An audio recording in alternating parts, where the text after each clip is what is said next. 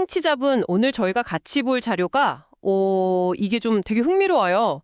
우리가 사는 이 물리적인 현실 있잖아요. 현상계. 네네. 그리고 눈에 안 보이는 세계, 뭐 흔히 저승이라고도 하고 여기선 실제계라고 부르는데 이걸 물리학이랑 동양 철학 개념을 막 넘나들면서 연결하려고 해요. 아, 정말 독특한 시도네요. 네, 그래서 오늘 저희 목표는 이 자료가 뭘 말하는지, 그러니까 보이는 세계랑 안 보이는 세계가 어떻게 연결될 수 있다는 건지, 그리고 이게 우리 삶이나 의식에 대체 무슨 의미가 있는지 한번 깊이 파고 들어보는 겁니다. 네, 상당히 좀 대담한 통합 같아요.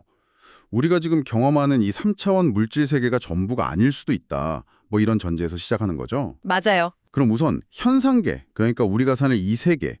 자료에서는 이걸 어떻게 정의하고 있나요? 뭐 다 아는 개념 같지만 여기서부터 짚고 가는 게 좋겠네요. 네, 그게 좋겠어요. 자료는 현상계를 일단 물질로 이루어진 3차원 공간으로 봐요.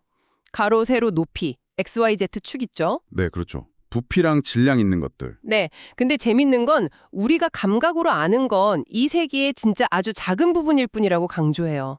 딱 가시광선 영역, 그 무지개 색깔 정도만 본다는 거죠. 아, 파장으로 치면 엄청 좁은 범위네요. 네, 0.00007cm에서 0.00004cm래요. 아주 좁은 띠. 그렇죠. 뭐 적외선, 자외선, X선 이런 거 눈에 안 보이지만 분명히 존재하는 게 훨씬 많으니까요.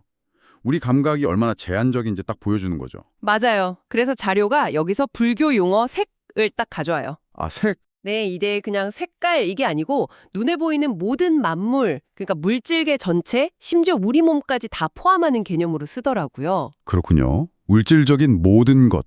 자, 그럼 이 감각할 수 있는 3차원 현상계, 그 너머에 있다는 실제계, 이건 어떻게 설명될까요? 여기서부터 좀 추상적으로 들어가는데. 네, 그렇죠. 자료는 우리가 사는 이 3차원 세계가 사실은 더 높은 차원, 뭐 4차원 이상에서 이렇게 투영된 그림자 같은 거일 수 있다. 이런 가설을 던져요. 아, 그림자 비유요? 네, 3차원 물체가 2차원 스크린에 그림자 만드는 것처럼요. 네, 그 비유가 핵심인 것 같아요. 그리고 이 더 높은 차원의 세계가 바로 저승 또는 이 자료에서 말하는 실제계일 수 있다. 뭐 이런 거죠. 그러니까 우리가 사는 현실은 더 근본적인 어떤 것의 일부 투영된 모습일 수 있다. 네, 그런 관점인 거죠.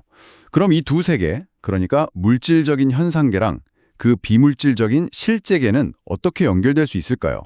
여기서 이제 그 유명한 분이 등장하죠. 아, 아인슈타인, E는 mc제곱, 이거 말씀이시죠? 네, 맞습니다. E는 mc제곱. 근데 물질을 m이랑 에너지 E가 같다는 이 공식이 어떻게 다리가 될 수 있죠?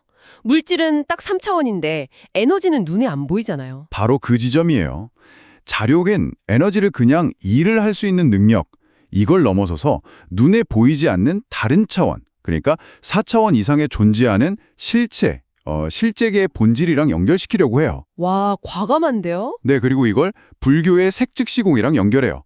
물질 색이 곧 공이다. 색즉시공. 여기서 중요한 게 자료가 해석하는 공은 아무것도 없는 없음, 무가 아니라는 거예요.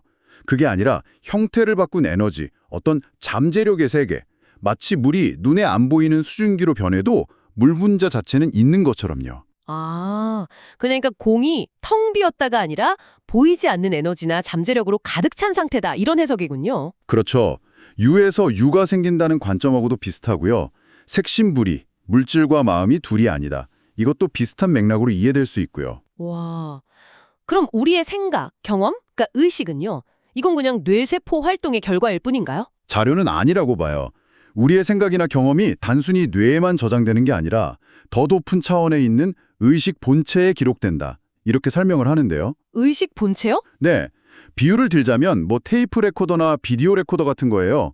모든 경험, 생각, 감정들이 이 비물질적인 의식에 다 새겨진다는 거죠.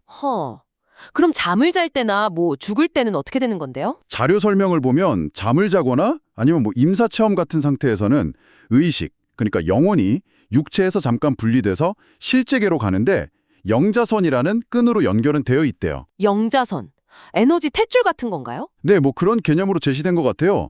그리고 죽음은 이 끈이 완전히 딱 끊어지는 순간이다. 이렇게 정의하고요. 아, 그럼 죽음 이후 그 실제계에서의 상태는 뭐가 결정하는 건가요? 바로 이승에서의 삶, 특히 마음의 상태에 따라 결정된다고 엄청 강조해요. 마음 상태요. 네, 조화롭고 긍정적인 마음, 뭐 편견 없는 중도의 자세라든지 자애심, 봉사하는 마음, 그리고 그게 반영된 행동들, 이런 것들이 밝은 세계로 이어지고 반대로 뭐 혼란이나 부정성, 이기심 같은 건 좀 어둡거나 고통스러운 상태로 이어진다고 설명해요. 자료에서 뭐 지옥 이런 표현도 쓰고요. 그래서 생각과 행동의 일치가 중요하다고 하는 거군요. 그렇죠. 그게 핵심인 거죠. 들어보니까 이 자료는 우리가 사는 이 물질 세계 너머에 에너지랑 의식으로 연결된 더 높은 차원의 실제계가 있을 수 있다. 그리고 우리 의식은 그냥 생물학적인 현상이 아니라 경험을 다 기록하고 차원을 넘나드는 어떤 독립적인 존재일 수도 있다. 뭐 이런 상당히 과감한 주장을 하고 있네요. 네, 그렇습니다. 꽤 독특한 관점이죠. 자, 청취자분께 마지막으로 한번 질문을 던져볼까 하는데요. 네. 만약에, 정말 만약에 이 자료의 주장처럼 당신의 의식이 모든 걸 다 기록하고 육체를 넘어서 계속 존재한다면 오늘 하루 동안 그냥 스쳐 지나갔던 사소한 생각이나 감정들, 이런 것들을 앞으로 어떻게 좀 다르게 보게 될까요? 이 가능성이 청취자분께는 어떤 의미로 다가오는지 잠시 한번 생각해 보시는 것도 재미있는 탐구가 될 것 같습니다.